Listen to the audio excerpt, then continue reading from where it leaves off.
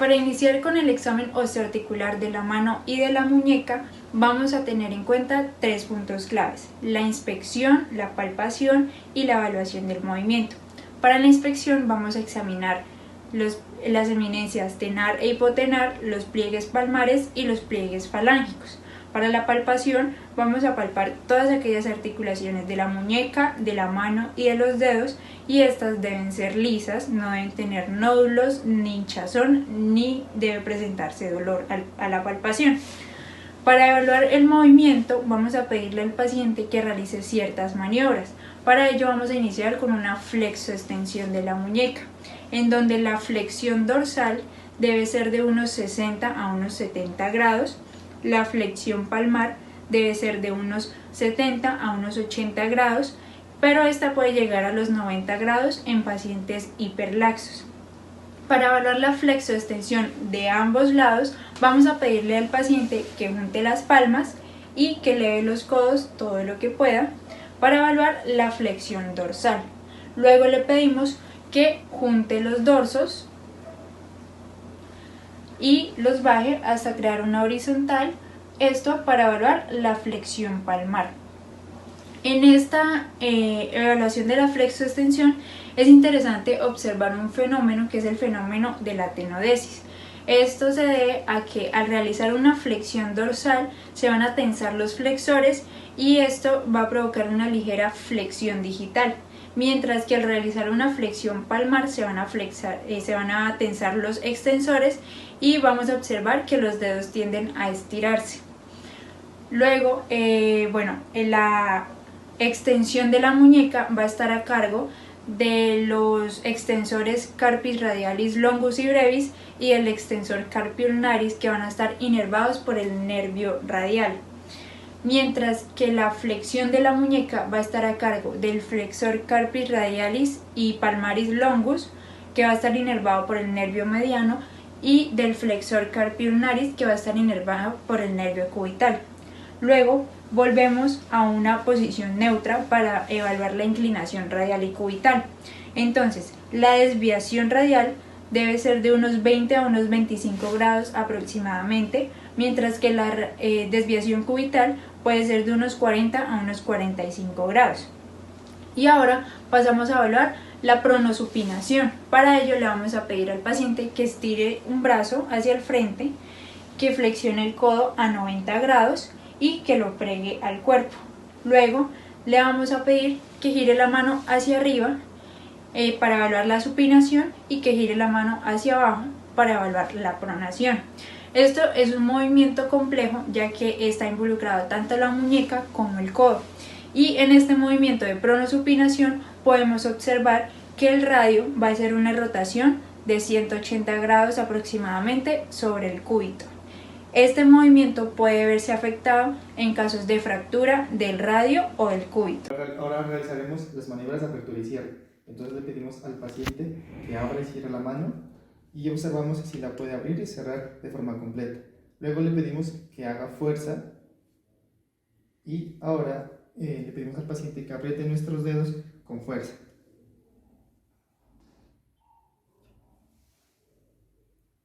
Ahora vamos a realizar el ejercicio de oposición. Entonces le pedimos al paciente que realice oposición de cada uno de los dedos y ahora le pedimos que haga pinza y tratamos de separarlo. Y pues le pedimos al paciente que haga fuerza y tratamos de separar. Ahora con la otra mano. Con este ejercicio vamos a comprobar la inervación del nervio mediano. Ahora vamos a realizar la separación y aproximación de los dedos, en la cual le pedimos al paciente que realice estos movimientos. Y vamos a observar los movimientos de los músculos lumbricales e interóseos. Vamos a realizar la palpación de las articulaciones metacarpofalángicas. Entonces, para esto vamos a utilizar ambas manos y vamos a realizar en forma de pinza entre el pulgar y el índice de ambas manos. Vamos a palpar las articulaciones metacarpofalángicas en busca de dolor. Lo debemos realizar en ambas manos. Luego le pedimos al paciente que realice ejercicios de flexión y extensión de la articulación interfalángica proximal de esta forma. La otra mano. Vamos a realizar la palpación de las articulaciones interfalángicas de la 2 a la 5 en forma de pinza. Nuevamente con nuestro dedo pulgar y el índice vamos a realizar la palpación en busca de dolor de cada una de las articulaciones.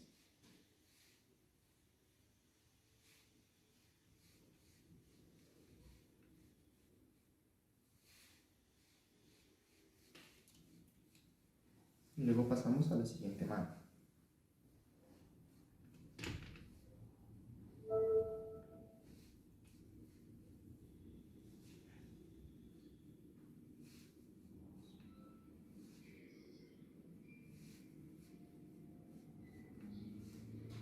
Todo esto en busca de dolor.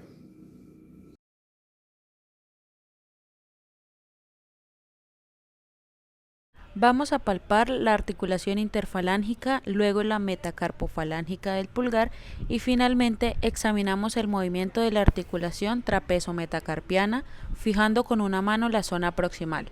Con la otra mano tomamos el pulgar y lo rotamos.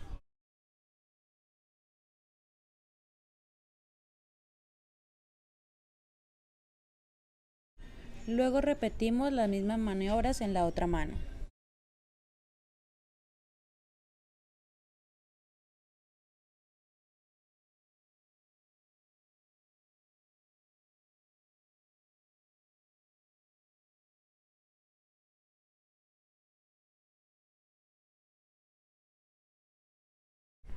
Para revisar la compresión del nervio mediano tenemos la maniobra de Tinel.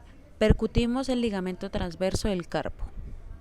Y si hay molestias, significará que existe una compresión del nervio.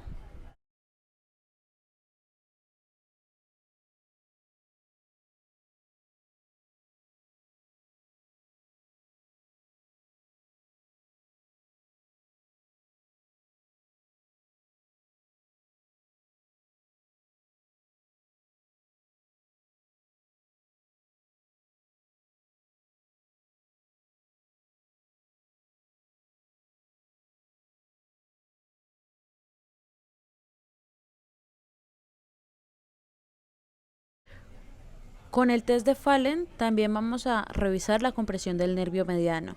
Esta maniobra consiste en mantener la muñeca flectada en 90 grados por 1 minuto.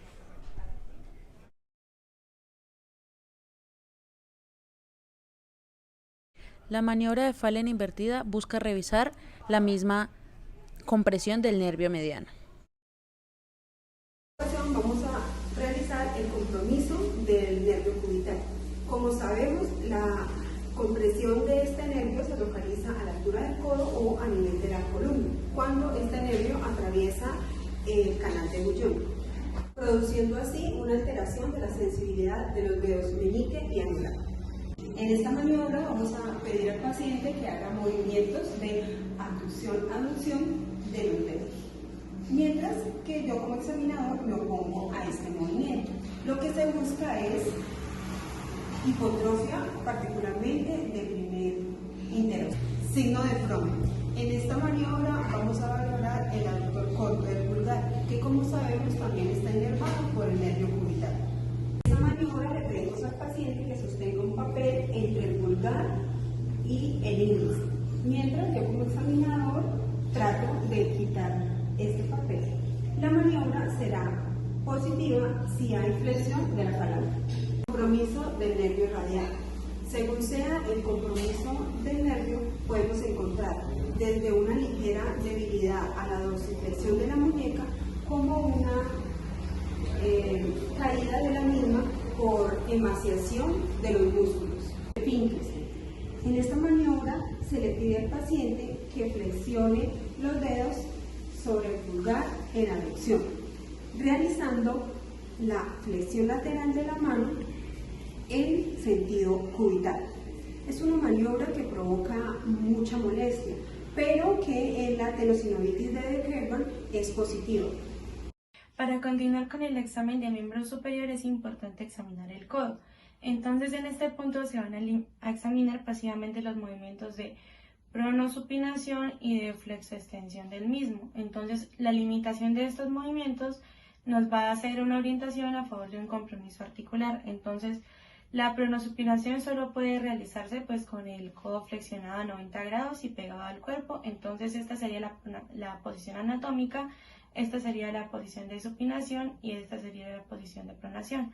Y pues estos son los movimientos que vamos a estudiar con el paciente. Entonces le pedimos al paciente que coloque su codo en posición anatómica, que sería esta. Después le decimos que haga pronosupinación de esta manera. Entonces, por favor, puedes hacerlo. Cuando no existe dolor, pues se considera que está bien. Bueno, para continuar con el examen, es necesario revisar la articulación radiocoital proximal. Entonces, en este caso, le pedimos al paciente, vamos a colocar nuestra mano sobre la región de la cabeza radial y con la otra mano vamos a realizar movimientos de pronosupinación de forma pasiva y pues en este punto se pueden percibir crepitaciones y si existe movilidad pasiva y la existencia de dolores asociados, vamos a tener problemas pues en las articulaciones en este punto. Bueno, vamos a continuar examinando la articulación humerocoital. Entonces, para este punto vamos a hacerle al paciente movimientos de flexoextensión pasivos buscando limitaciones o si existe algún tipo de dolor. Bueno, la siguiente prueba es de extensores de la mano contra resistencia. Entonces se va a colocar el miembro superior en extensión completa y el antebrazo en pronación. Entonces en este punto vamos a poner la mano derecha sobre la mano del paciente y nos vamos a oponer a la extensión activa de la muñeca, donde si hay un caso de epicondilitis va a producirse un dolor extenso. Entonces acá vemos como el paciente tiene el brazo en extensión y vamos a oponernos a la extensión activa de la muñeca.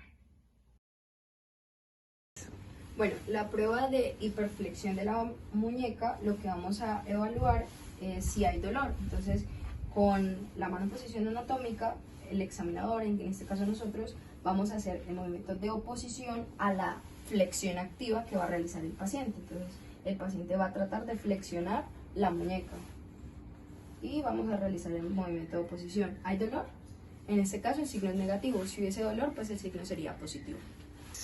Para la prueba de estabilidad lo que vamos a hacer es que vamos a flexionar el codo unos 20 a 30 grados y vamos con la otra mano a agarrar el antebrazo. Entonces vamos a proceder, después de sujetado el antebrazo, vamos a aplicar una fuerza hacia adentro y hacia afuera. Si hay dolor o hay un hipermovimiento de esto, pues vamos a tener que va a haber un compromiso del ligamento medial o lateral cuando este signo es positivo. Para continuar con lo que son las maniobras de miembro superior, vamos a empezar a evaluar lo que es la movilidad. Entonces el primer movimiento que vamos a evaluar es la aducción de miembro superior. Entonces esta por delante del cuerpo debe llegar hasta 60 grados y por detrás debe llegar hasta 45 grados. Y este se va a corresponder a lo que es la rotación interna. Entonces con nuestro paciente le vamos a pedir que realice este movimiento por delante del cuerpo y por detrás. Y vamos a evaluar que llegue a 60 grados y a 45 grados. Listo. Bueno, la siguiente maniobra que vamos a realizar es el movimiento contrario a este, que es la aducción. Entonces, esta maniobra pues consiste en hacer que el paciente haga las palmas hacia arriba. Entonces, la abducción pues es distinta según digamos se haga con el brazo en rotación interna o si se hace con el brazo en rotación externa. Cuando hablamos de que si se hace en rotación interna va a llegar hasta lo que son 160 grados porque lo que es el troquíter va a chocar contra el acromion, entonces va a llegar pues vertical por la articulación escapulotorácica, mientras que la rotación externa va a llegar a lo que son 180 grados. La abducción activa va a servir para valorar lo que es el arco doloroso del hombro, que pues puede verse en varias patologías y que consiste como tal en lo que es la posibilidad de abducción activa sin dolor del hombro hasta lo que son los 70 o los 80 grados. Un arco doloroso hasta los 120 y 130 grados y una nueva mejoría paradójica del dolor hasta lo que son los 180 grados. Entonces, pues teniendo acá al paciente, le vamos a pedir que haga este movimiento o este movimiento. Desde acá. Sí.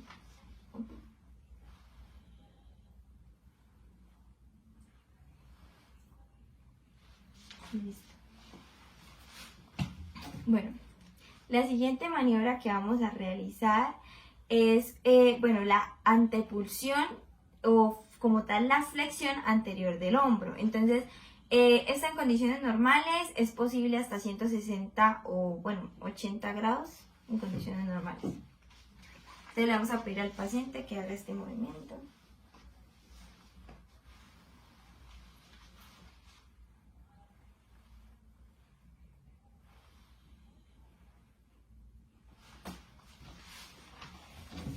Listo.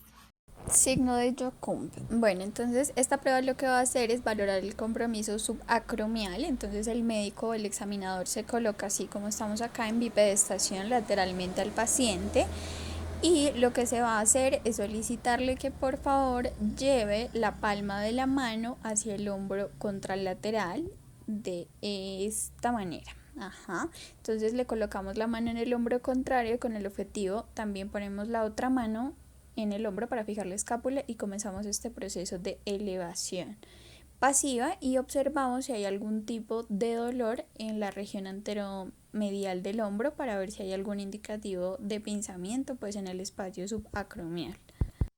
Este es el signo de Hopkins, entonces el objetivo de esta prueba es como tal valorar si existe algún tipo de atrapamiento en las estructuras subacromiales, en el tendón del supraespinoso y en el tendón de la porción larga del bíceps. Entonces nos ubicamos al igual que en la anterior, en bipedestación, en la región posterolateral, cogemos el bracito de esta manera y le realizamos una flexión de 90 grados y una rotación interna con el codito flexionado. Entonces con una mano cogemos el codo y con otra lo que hacemos es coger acá la parte de la mano para lograrla tener en un solo eje y luego progresivamente lo que realizamos es esto, es una rotación interna forzada para ver si hay dolor. Maniobra de Gerson. Llevamos el codo a una flexión de 90 grados y el antebrazo del paciente hacia una pronación. Entonces en este momento se le pide al paciente que realice una supinación contra resistencia. Entonces acá volvemos a ubicar el brazo y le explicamos al paciente qué movimiento va a contrarrestar. Cuando haya un signo positivo de dolor es un indicativo de una lesión en la cabeza larga del bíceps.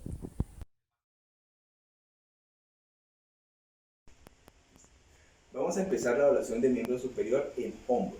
Empezaremos con la abducción, por lo cual le pediremos a nuestro paciente que alce los brazos y junte las palmas en la parte de movimiento externo e interno. Entonces, por favor, alza y pega las palmas. Muy bien. Ahora, de esta forma. Perfecto. Aquí nos damos cuenta que nuestro paciente no tiene ningún problema para realizar la acción motriz. Ahora, vamos a enfocarnos en evaluar el arco doloroso del hombro. Es muy sencillo. La patología característica va a ser que en la abducción hasta los 70 grados aproximadamente, 80 grados, no va a haber dolor.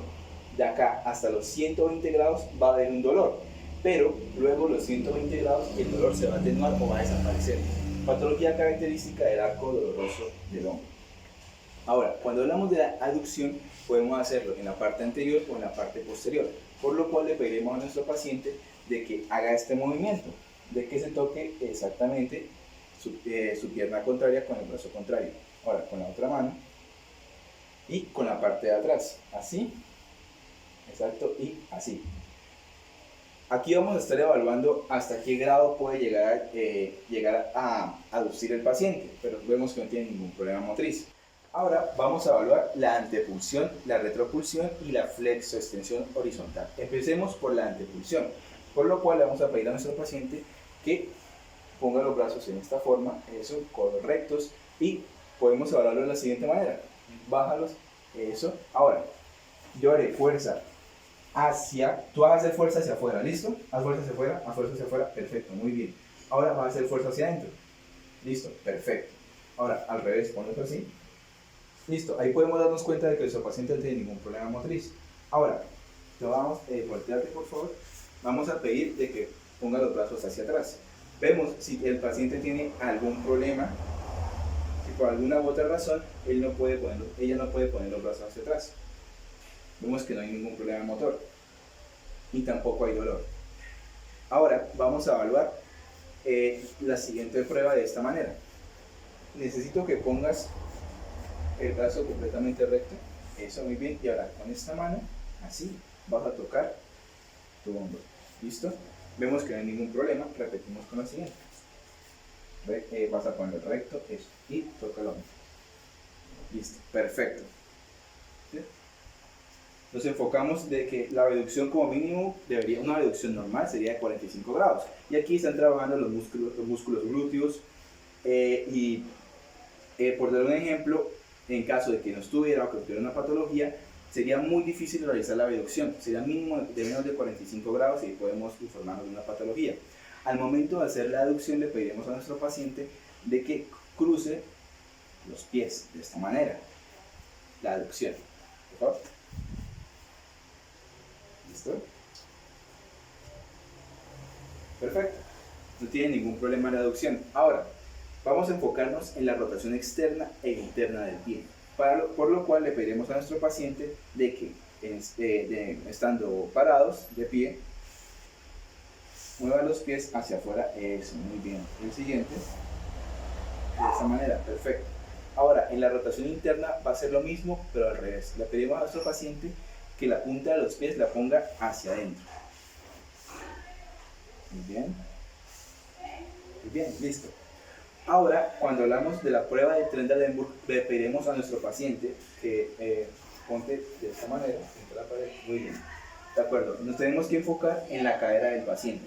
Le pediremos que levante la pierna y observaremos la hemicadera izquierda o derecha, dependiendo. Levanta por favor la pierna. Muy bien. Vemos que la hemicadera derecha se levanta, siendo algo normal. Así debería ser. La siguiente, por favor. La hemicadera izquierda se levanta. Muy bien, ya. Ahora, al momento de ser patológico, tendría que ser algo contradictorio, que la hemicadera, en vez de subir... Esta maniobra la utilizaremos para explorar los ligamentos cruzados. El paciente tiene que estar en decúbito dorsal con la rodilla flexionada unos 90 grados y el pie apoyado en la camilla. Tomaremos con las dos manos el extremo superior de la tibia, colocando ambos pulgares en la interlínea articular anterior a ambos lados del tendón rotuliano. Luego aplicamos movimientos anteroposteriores tratando de producir una luxación anterior o posterior de la articulación. Si el signo es positivo, puede ser debido a una lesión del ligamento cruzado anterior o posterior. Con esta maniobra vamos a explorar si hay lesión en los meniscos. Con el paciente en decúbito supino colocaremos una mano en el talón y la otra sujetaremos la rodilla. Para explorar el menisco externo, a partir de esta posición, rotaremos la pierna hacia adentro sobre el fémur. Extenderemos la pierna gradualmente manteniendo firme la rotación. Con el menisco interno realizamos la misma maniobra pero en sentido opuesto. La maniobra es positiva cuando durante su realización se palpa un crujido con la mano que contacta con la rodilla, además de la presencia de dolor.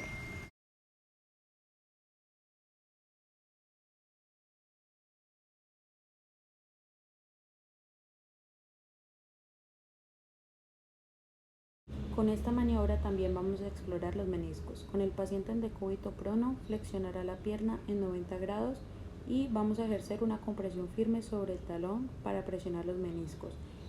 Y se van a efectuar movimientos de rotación interna y externa de la tibia al mismo tiempo.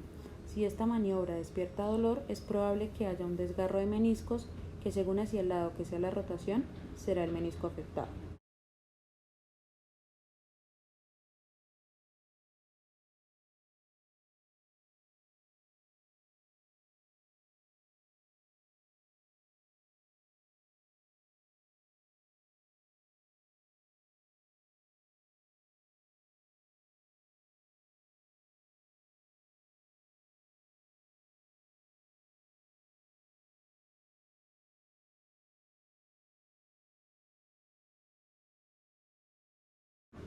Se explorará la flexoextensión tomando el antepié y provocando movimientos de flexión y extensión. Se tendrá en cuenta su limitación y la aparición de dolor en el curso del movimiento o al final del mismo. Para revisar la articulación subastragaliana, sujetaremos la pierna con una mano y el talón con la otra. Imprimiremos al talón un desplazamiento hacia adentro y hacia afuera, lográndose cierta movilidad y consignándose la aparición de algún dolor.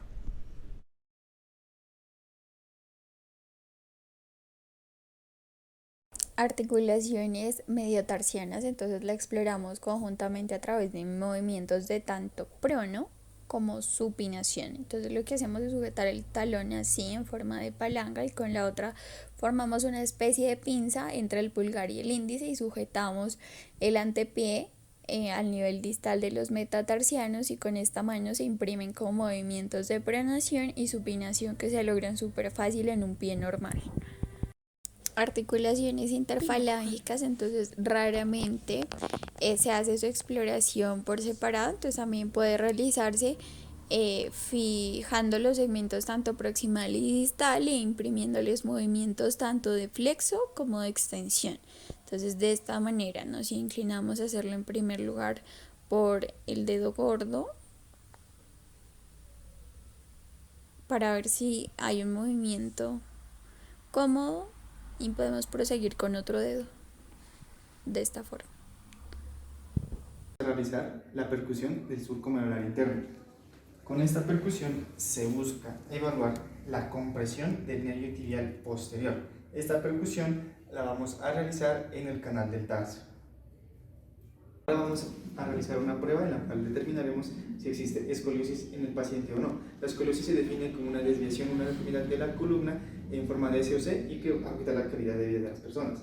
Para esto vamos a realizar la prueba de Adams, la cual consiste en que el paciente se inclina hacia adelante con las manos juntas y pues vamos a observar la prominencia de los dos hemitórax para determinar si existe escoliosis. Entonces le pedimos al paciente que se pare y que se incline hacia adelante con las manos juntas, y podemos observar la simetría de los dos hemitórax, y en caso de que hubiera escoliosis, alguno de los dos hemitórax se miraría más prominente que el otro. En cuanto a las desviaciones en el plano anteroposterior de la columna, encontramos la hipercifosis dorsal, la cual se la define como una protrusión excesiva de la columna hacia afuera y que puede estar localizada entre 2 o 3 vértebras. Esto ocurre por lo general en el mal de Pott, en tumoraciones, o puede ser generalizada en la columna dorsal. En este caso, la paciente no presenta ninguna de estos tipos de desviaciones, por lo cual se encuentra normal. Bueno, para continuar con el examen físico osteomuscular, vamos a encontrar en la parte de la columna el punto de la hiperlordosis lumbar. Entonces, en el caso de que el paciente lo tenga, vamos a ver un ángulo marcado en la parte lumbar, que pues se puede ver una curva compensatoria en el caso de que haya una hipercifosis dorsal. En el caso de esta paciente encontramos que tiene escoliosis. Bueno, entonces en el caso de la rectificación de la columna cervical puede ser secundaria a una contractura muscular. Entonces en este paso se va a observar la posición de la cabeza, si es centrada, que esté acorde al eje corporal, si no está ladeada, si es fija, es libre y si tiene movilidad. En este punto, una simetría pues va a orientar a lo que son fracturas, luxaciones o deformidades estáticas, como suelen ser frecuentes en las escoliosis. También encontramos la prueba de compresión de Jackson, que en este punto se le pide al paciente que se siente. Nos vamos a situar atrás de él y con las dos manos en la cabeza vamos a presionar hacia abajo. Entonces, en este punto la cabeza debe estar en ligera extensión, después en rotación lateral derecha y en rotación lateral izquierda. Si existen dolores patológicos, puede darse por patologías discales. Prueba de distracción.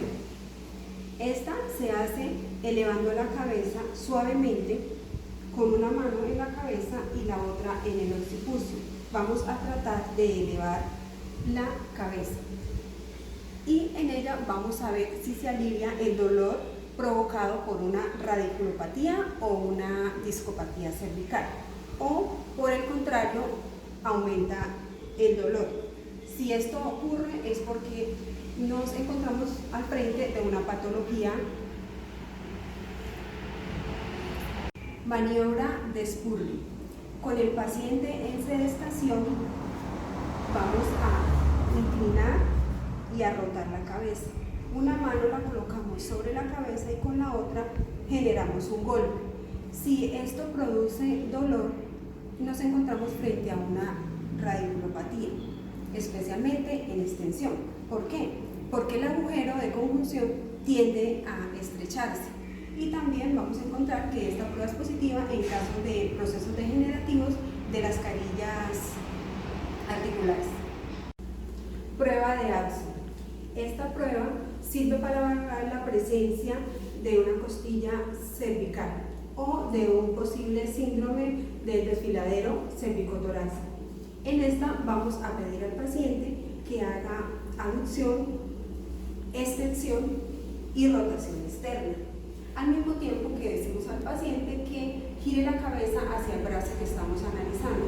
Y en este momento vamos a observar cómo desaparece el pulso radial.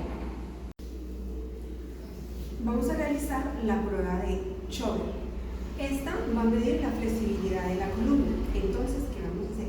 Primero que todo, vamos a ubicar la espinosa S1 y desde la espinosa S1 vamos a tomar 10 centímetros arriba. Le pedimos al paciente que haga flexión anterior. Por favor, flexión anterior. Y procedemos a medir. Como ya dije, inicialmente teníamos 10 centímetros y ahora tenemos 15. Entonces vamos a tener una flexión de 5 centímetros. Luego pedimos al paciente que haga extensión y procedemos a medir cuánto ha disminuido. Inicialmente teníamos 10 y ahora en extensión tenemos 8. Quiere decir que ha disminuido en 2 centímetros. Continuando con las maniobras, en esta parte de miembro inferior vamos a hablar de lo que son las alineaciones de las extremidades inferiores. Entonces, bueno, en esta parte el paciente tiene que estar en bipedestación. Esta maniobra decimos que en condiciones normales el eje del muslo respecto al eje de la pierna va a formar un ángulo de 5 grados abierto hacia afuera, que es conocido como el valgo fisiológico. Debemos observar si existe como una desviación axial de los ejes mecánicos de la rodilla, ya sea en el plano frontal o en el plano anteroposterior. Bueno, teniendo al paciente en bipedestación, vamos a evaluar que el eje del muslo se trata con el de la pierna y el ángulo de 5 grados hacia afuera para que tenga el valgo fisiológico.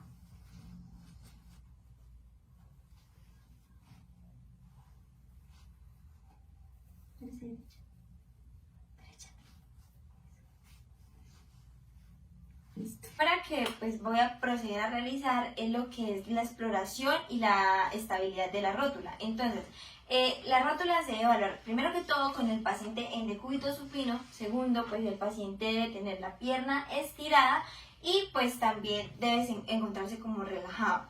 Entonces, con los dedos pulgar e índice de ambas manos, pues se va a valorar como en qué situación se encuentra la rótula y los movimientos de la misma. Entonces se va a evaluar que sea de arriba hacia abajo y de derecha hacia izquierda. En cuanto a la estabilidad de la rótula, pues se valora empujando con ambos pulgares la rótula hacia afuera y haciendo pues que el enfermo pues doble la rodilla. Bueno, entonces vamos a evaluar lo que es primero pues la exploración de la rótula.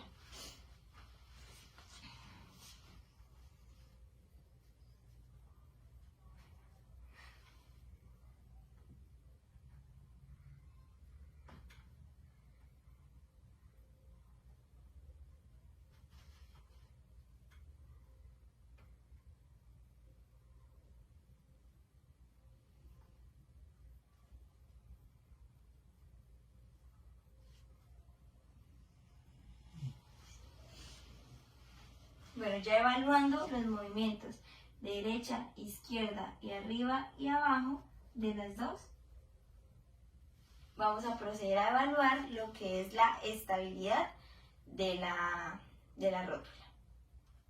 ¿Listo? Entonces,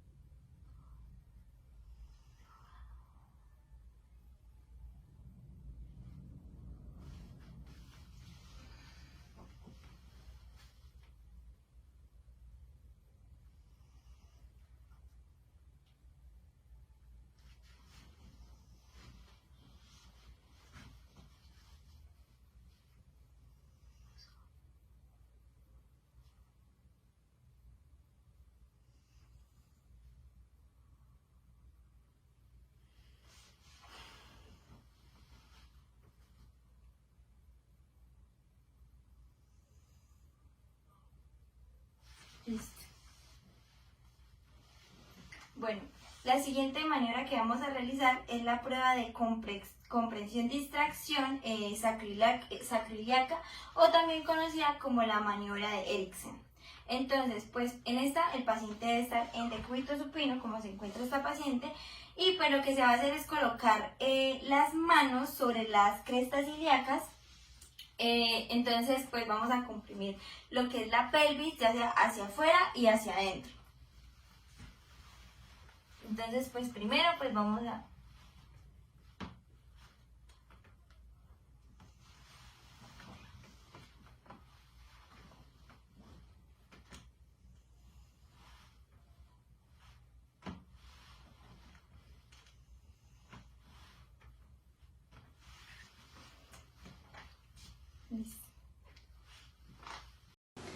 El signo de Gaenslein se utiliza para evaluar la función de la articulación sacroiliaca. Esta maniobra es positiva si se desencadena dolor del lado extendido, y en estos casos deberá hacerse un diagnóstico diferencial entre lesión sacroiliaca, disfunción coxofemoral o lesión mecánica de L4. Para realizar esta maniobra le pediremos al paciente que se ubique en decúbito supino, se acuesta por favor, al borde de la cama. Vamos a llevar esta pierna en flexión máxima de cadera y de rodilla, y la otra pierna la extendemos en abducción y le realizamos presión al paciente. Estírela. ¿Presenta dolor? No. En este caso la maniobra sería negativa. El signo de Patrick se realiza para evaluar la musculatura aductora de la articulación sacroiliaca y coxofemoral. Este se realiza con el paciente en decúbito supino. Dejamos una pierna estirada y la otra la llevamos en flexión, abducción y rotación externa, ubicando el malleolo externo sobre la rodilla de la pierna contraria. Luego el examinador va a ubicar una mano sobre la pelvis y la otra sobre la cara anterior de la rodilla flexionada, haciendo una presión hacia la cama. Si el paciente presenta dolor, esto nos puede indicar que hay una artropatía de cadera. Debemos realizar la misma maniobra de ambos lados, comparando la distancia que hay entre la rodilla y la superficie de la cama. Bueno, continuando con el signo de Mennel, lo que vamos a evaluar es si hay una alteración de la articulación sacroiliaca. ¿Cómo vamos a realizar esta maniobra? Pues el paciente debe estar en decúbito prono y con la mano izquierda vamos a poner una resistencia en el sacro, y con la mano derecha vamos a agarrar la pierna, en este caso izquierda, que es la que vamos a evaluar, y vamos a guiar una hiperextensión del miembro inferior pues que estamos evaluando, y si hay dolor el signo sería positivo. El signo de la Segg-Martin, lo que vamos a evaluar es si hay irritación radicular. Entonces, ¿cómo vamos a hacer esto? Con el paciente en supino, lo que vamos a hacer es elevar el miembro inferior, el cual no haya dolor, y si el signo es positivo, bueno, acá vemos que se levanta a un ángulo mayor a 60 grados. Esto quiere decir de que el signo no va a tener tanta importancia para la irritación radicular, porque en este caso pues el dolor sería un dolor a nivel motor, ¿sí? Entonces en este caso, si es menor a 60 grados que el paciente pues presenta dolor, en este caso tendríamos que hay pues una afectación del ciático, y el dolor se va a presentar si estamos levantando el miembro inferior que no esté directamente asociado con el dolor, va a doler el sitio afectado.